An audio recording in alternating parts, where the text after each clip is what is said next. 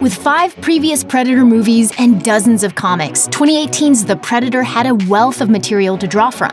Not surprisingly, some of that inspiration hit the big screen in the form of Easter eggs. These little details may have been easy to miss, but they point to some pretty crazy shared connections in the Predator universe. Buckle up, because we're taking a look at all the small details you missed in The Predator. Spoilers ahead. Yeah. Stick around. A special spear. The 2 Alien vs. Predator films have always been a source of contention among fans. Some insist they're canon, while others say they're little more than big-budget fanfic. In 2004's Alien vs. Predator, the story is that the Predators were breeding the xenomorphs on Earth to serve as the perfect game animals. Near the end, one of the Predators fashions a spear out of a xenomorph tail and gives it to the main protagonist, Alexa, so that they can go hunt aliens together. When Casey Brackett first enters the Project Stargazer lab in The Predator, she walks past 2 display cases. One of them showcases several Predator helmets and a shoulder cannon, while the other contains the xenomorph tail spear from Alien vs. Predator. Been here before. Once Casey is inside the main part of the lab, Traeger hands a tablet that sums up everything they know about the alien hunters. As she's flipping through the pictures, you can catch a brief glimpse of scenes from the first 2 Predator films. Traeger continues by saying that they've been here before in '87 and '97. Those dates refer to the first 2 movies. 1987 is the year the first Predator was released. And although Predator 2 was released in 1990, its story is set in 1997. That's the obvious connection, but this reference might go even deeper. Starting in 1989, there have also been a ton of Predator comic books and novelizations. One of those was Predator Kindred, which began hitting stores in 1997. Released as a 4-part series, Kindred details a Predator's arrival in a small, quiet town. Buddy Wilcox, a war vet who's slowly messing up his family life, gets caught up in the fight while on the run from the police. That's basically Quinn McKenna in The Predator, a war vet with a failing marriage who has to fight the Predator in a small town while he's on the run from the government. The comic even features panels that look a lot like some of the scenes we see in the film, even though the story ends up a little different. Maybe it's all coincidence, but if that's Shane Black's idea of a nod to his story's inspiration, it's definitely a subtle one. Family ties. Not content to simply mention past Predator films, Shane Black also added at least one solid connection to the Predator's predecessors.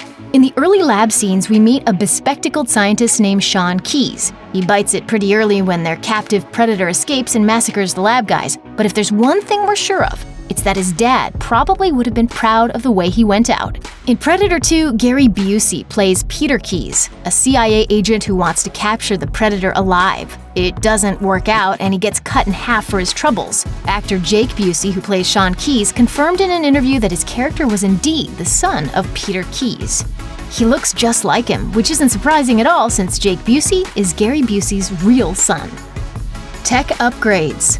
For all those callbacks to earlier films, though, 2018's The Predator did make one smart change to the Spine Gatherers: their tech. Sure, you could say that giving the aliens better weapons, better ships, and better armor gives the story a narrative boost. Things are supposed to be bigger and better in the sequels. Number 1, the body count is always bigger. Number 2, the death scenes are always much more elaborate. More blood, more gore. Carnage, candy. But it also makes sense within the framework of the Predator universe. After all, human technology has gotten a lot better since the 80s, and it'd be a weird twist if the Predators hadn't made any technological advances of their own in the past 30 years. Not even accounting for the upgraded Predator, 2018's Predator has plenty of little tweaks in his gear set that audience members may have missed, with everything from his biomask to his shoulder-mounted plasma caster updated for the modern day. You won't be able to hide in the mud to get away from this one, Arnold. What's in a name? It's not unusual for movies to place little nods to the men and women working behind the scenes, but The Predator manages to pull off a big one, then hides it right in plain sight. During the scenes at Rory's school, you can clearly see the name of the institution both above the front door and on the lit sign out front, Lawrence A. Gordon Middle School.